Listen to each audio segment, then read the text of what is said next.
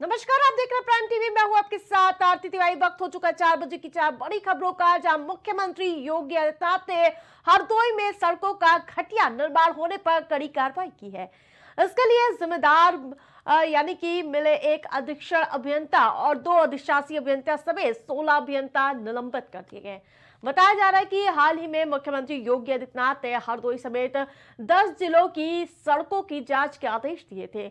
हरदोई में सड़कों की जांच के लिए प्रमुख सचिव अजय चौहान की अध्यक्षता में एक टीम का गठन किया गया था और उस टीम में पीडब्ल्यूडी सलाहकार वीके सिंह और पीडब्ल्यूडी विभाग अध्यक्ष योगेश पवार भी शामिल थे और हरदोई में 4 नवनिर्मित सड़कों के नमूने लिए गए। लैब में इन नमूनों की जांच कराई गई तो ये सभी नमूने फेल साबित हुए, जिसके बाद इन मामलों में मुख्यमंत्री योगी आदित्यनाथ के निर्देश पर तत्कालीन अधीक्षण अभियंता सुभाष चंद्र, अधिशासी अभियंता सुमंत कुमार और इसके साथ साथ शरद कुमार मिश्रा को सस्पेंड कर दिया गया।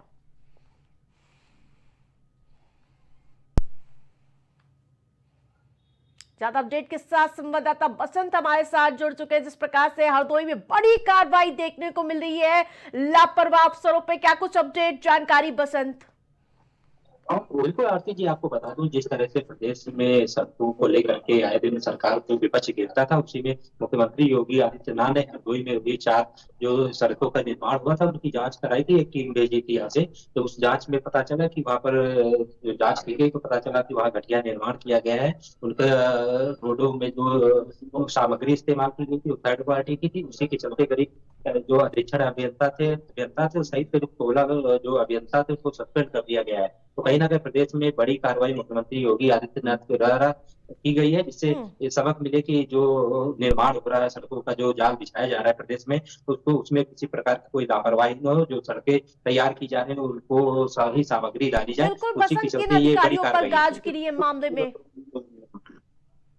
बिल्कुल, हरदोई के जो वहाँ अधीक्षण अभियंता थे उनको सस्पेंड किया है। जो सहायक अभियंता थे उनको सस्पेंड किया गया है। 2 अभियंता को और सस्पेंड किया गया है। तो कहीं ना कहीं ये बड़ी लापरवाही हुई थी। उसी के चलते जो जांच हुई थी, जांच में दोषी पाए गए थे चारों अभियंता, उसी के चलते सस्पेंड किया। साथ ही अन्य 10 जनपदों में भी मुख्यमंत्री के द्वारा जांच कराई गई थी।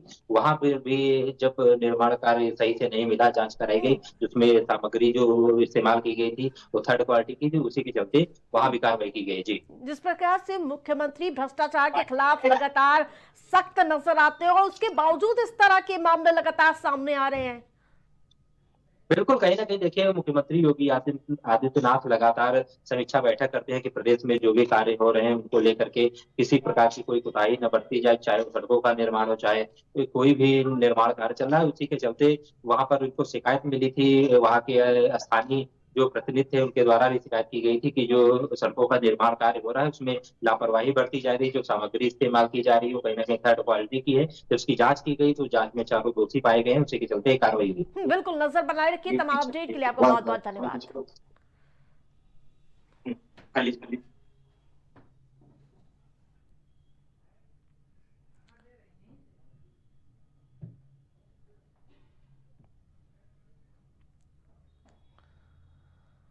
उत्तर प्रदेश सरकार में मंत्री और सुहेलदेव भारतीय समाज पार्टी के प्रमुख ओम प्रकाश राजभर ने मशहूर कथावाचक धीरेन्द्र शास्त्री की पदयात्रा को लेकर बड़ा बयान दे दिया है। ओम प्रकाश राजभर ने कहा कि आचार्य धीरेन्द्र शास्त्री लोकसभा पहुंचने के जुगाड़ में हैं और उनकी पदयात्रा पॉलिटिकल ड्रामा है। हाल ही में पदयात्रा के दौरान धीरेन्द्र शास्त्री ने कहा था कि जातियों में बटेंगे तो निश्चित रूप से कटेंगे, इसलिए ये प्रतिज्ञा ली है कि जाति पाति को मिटाना है, हिंदुओं को एक करेंगे।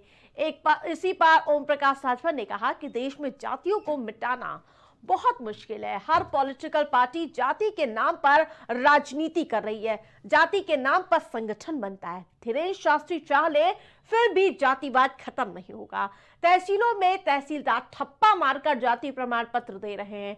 नौकरी के लिए युवाओं को भी जाति प्रमाण पत्र के आधार पर ही नौकरी मिल रही है। नौकरी के लिए जाने के समय पहले पूछा जाता है कि अभ्यर्थी ओबीसी है या अनुसूचित जाति या जनजाति का।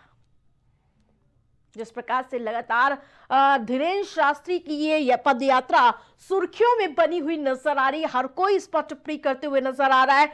कट्टर हिंदू को लेकर ये यात्रा निकाली जा रही धीरेन्द्र शास्त्री की ओर से काफी तादाद में उन्हें समर्थन भी मिल रहा है, तो दूसरी ओर इस पर कड़ी आलोचना भी देखने को मिल रही है।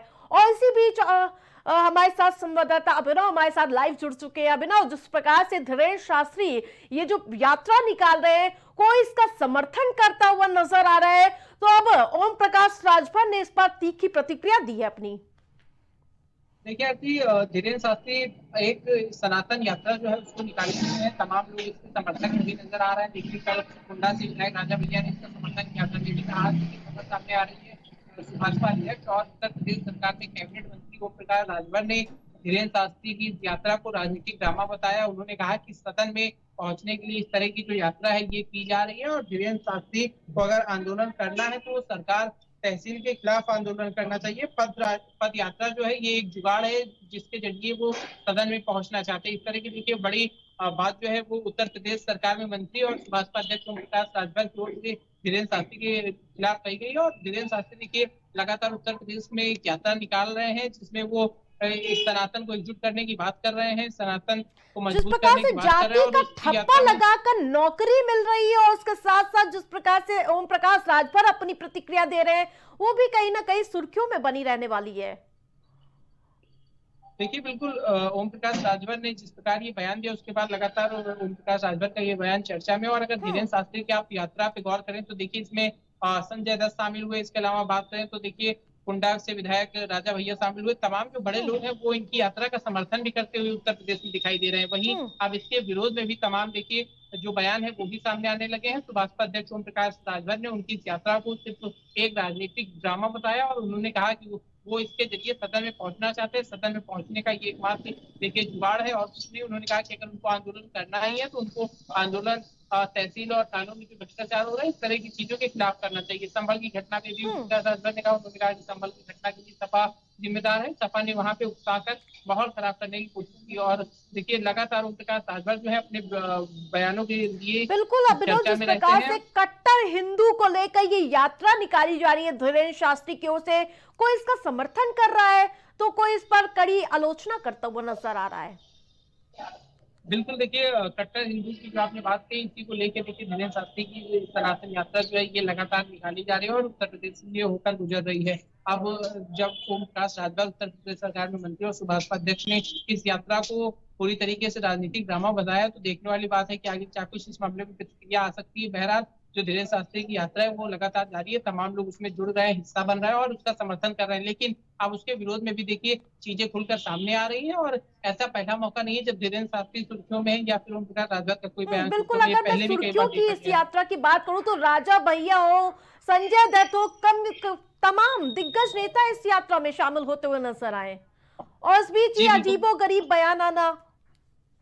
बिल्कुल, देखिए कल ही कुंडा से विधायक राजा भैया यात्रा में शामिल हुए और उन्होंने एक नारा दिया था कि जुड़ोगे तो बचोगे। इस तरह का जो नारा है वो राजा भैया की ओर से दिया गया। इसके पहले हम लोगों ने देखा किस प्रकार संजय दत्त जो है वो जाके धीरेन्द्र शास्त्री की यात्रा में उत्तर प्रदेश में शामिल हुए। तो निश्चित तौर पर ये देखा जा सकता है कि इस यात्रा के समर्थन में भी तमाम लोग जो है वो एक मंच पे नजर आ रहे हैं, लेकिन कहीं ना कहीं इसके विरोध जो है वो भी सामने आते हुए दिखाई दे रहे हैं। बिल्कुल, नजर बनाए रखिए। तमाम अपडेट के लिए आपका बहुत बहुत धन्यवाद अभिनव।